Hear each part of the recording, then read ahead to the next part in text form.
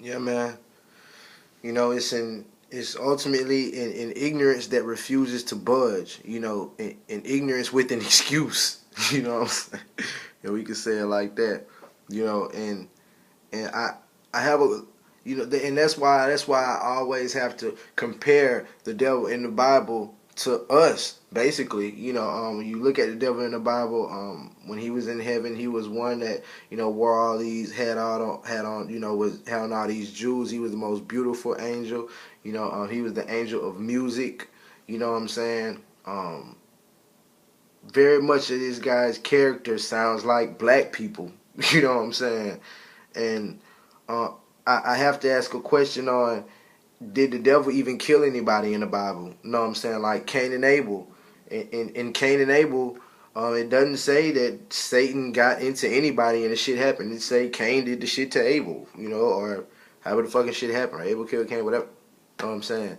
It don't say the devil got into anybody, and it don't say the devil had anything, or Satan or Lucifer had anything to do with that murder. And this is where you have to understand that the devil is ultimately a fictional character. If you look him up, if you look up the word devil, or if you look up the word Satan or Lucifer, look up if you look up the word Lucifer in your Bible, any of those words, it's not going to give you very much. It's just going to say, the word Lucifer just says devil, Satan. It has no kind of real etymology or any kind of history to this word. It is a fictional character that is ultimately one that was made to be a lifelong scapegoat, so somebody wouldn't have to take accountability for their actions. You know what I'm saying? That is ultimately what whomever had made that fictional character of the devil made this thing for, so it will ultimately be a lifelong scapegoat, so they wouldn't have to take accountability. And that's what you really see in the churches today. You know what I'm saying? You see a lot of people who are sitting giving the devil a lot of credit, giving the devil all kind of credit, and they're putting so much responsibility on God. They're applying God and the devil to everything that they don't understand. Basically, you know what I'm saying? Anything bad that's happening to them, they credit to the devil. Anything good that happens for them, they credit to God, pretty much. You know what I'm saying? Anything that they don't understand, that's higher than them, anything they don't understand, they throwing God and the devil at. And that's what you really have in the churches, worldwide, nationwide, however you want to call it. You know what I'm saying? And like I'm saying, in the Bible, basically, God is the number one killer, and it's a crime against humanity. What I'm finna tell you, but it's just the truth. It's the greatest crime to the spirit. But that's what the white man did. The white man inked himself in as God in the Bible, in the Old Testament. You know what I'm saying? In a great way, and a great evidence way of knowing this is look at Cain and Abel. Like I say, first of all, Satan ain't have shit to do with that shit. You know what I'm saying? And then God ain't have nothing to do with it. God like, damn, what the fuck happened? Did you kill your brother? What the fuck going on type shit. And then after that, how do you get God, after Cain and Abel, how do you get God striking down everybody in the Old Testament? If you don't follow my law, you die.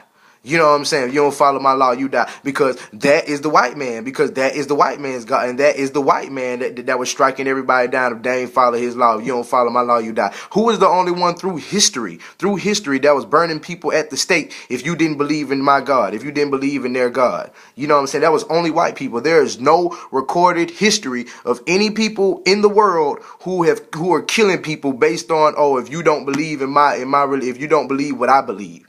You know what I'm saying? There is no recorded time in history where people were doing that. You understand? So these are the types of things that are very important to understand. All them ites that were getting killed off in the Bible, all them ites, them Ishmaelites, all them Shemites, whatever, all them ites that were getting killed off in the Bible, those were my ancestors. Those were the ancestors. Those were my ancestors. And those were the ancestors in the transatlantic slave. Those were the ancestors in the passage of slavery, in the diaspora of slavery, coming through the process of slavery. All those ites, and those were the people that they were killing off, and they was taking, and when they was taking the ancient Kemetic knowledge, and when they was on the way taking all the ancient knowledge, and the damn the fucking Alexander, the Alexander the bitches, they call it Alexander the Great, but I call Alexander the bitch, Alexander the fake, Alexander the fuck boy, Alexander the faggot. You know what I'm saying? That was the motherfucker that was, going everywhere, killing off all the ites. When this so-called God was killing off all these ites, them was our ancestors. And it makes perfect sense, because that makes perfect sense as to why there was no kind of retribution, or why there was nobody trying to save us from slavery, because they were so busy killing off all our people and stealing all the ancient knowledge, and it's instilling that ancient, instilling those treasures of darkness in those secret hidden places, as we were just speaking about in the previous part, in the last part, So understanding also that, in one of my previous lectures, when I was talking about, are you afraid of the darkness, that we are the darkness. You know what I'm saying? We are the darkness. Who else can be the darkness but the black people, when they say they're fighting against the power of darkness? And how I said that ultimately the light is a product of the darkness. The light wouldn't be if there wasn't for the darkness. The Bible does say, in the beginning there was what? There was the darkness. In the beginning there was the darkness. So these are the types of things. These are the types of things. And in the Bible, it states that the devil has no power but to impede your thoughts. The devil has no power but to impede your thoughts.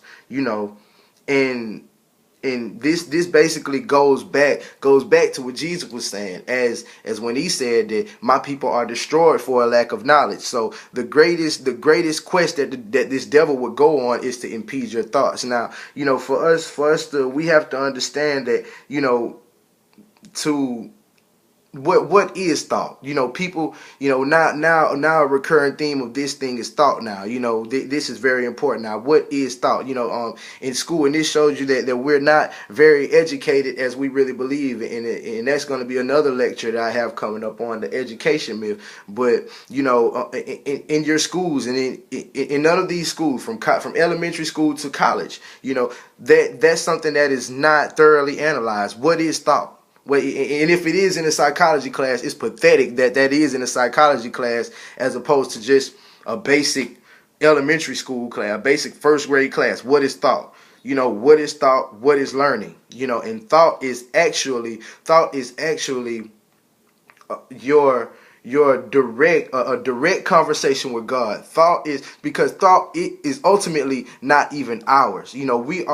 God is indwelling in us first. First God is in us. So many of us get caught up in looking out here for God, and that's the whole blasphemy, and that's the whole backwardness. That's one of the backwardnesses of this whole situation that we've been going through on planet Earth. You understand? So many of us are looking up out here to God, and like I say, that's the whole blasphemy, because if we really study Adam and Eve, and if we thoroughly understand what happened to Adam and Eve, when the fall of man happened, God didn't take himself out of Adam and Eve. God didn't say, I deprive you, Adam, of the breath of life. I strike you of my divinity.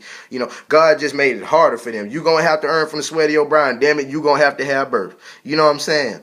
God did not strike them of their divinity. Man is divine by nature. Man has God in his heart by nature. You know what I'm saying? So, if the devil's greatest power is to impede one's thought, then his greatest fort would be to create a system that impedes thought, and mind control, and the whole subject and concept of mind control is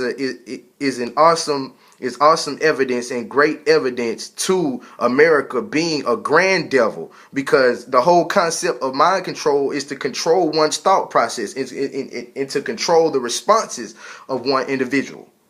So this is the type of thing that makes America a grand devil and a grand architect.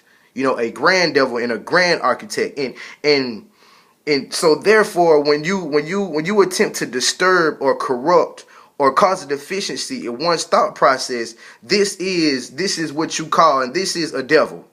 One who attempts to disturb, corrupt, or cause a deficiency in one's thought process is to be a devil. And to speak life, to help, to advance people, and to educate them is to be a god. You know what I'm saying? And this is point blank period. This is the defining line right here. This is the defining line right here. This is the defining line. That's definitely, those are definitely some of the drums I wanted to beat on, and some of the the last, the final thoughts that I wanted to give y'all on what is the devil, who is the devil, you is the devil.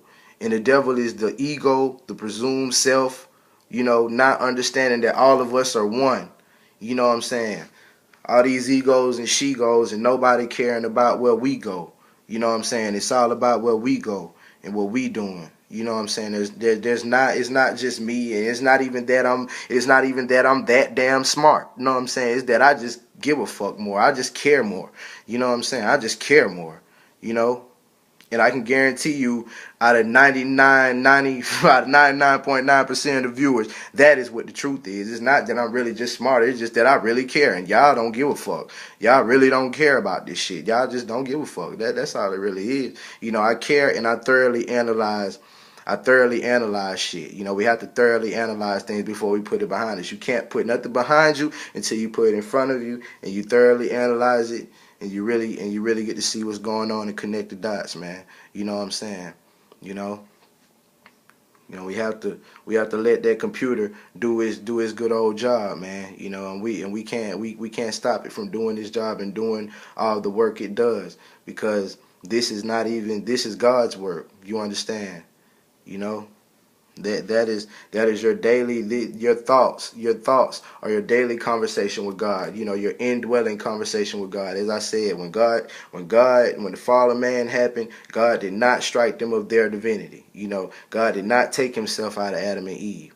So that voice that you have in you, that voice, them thoughts, those ideas that you have, that is God. That is God.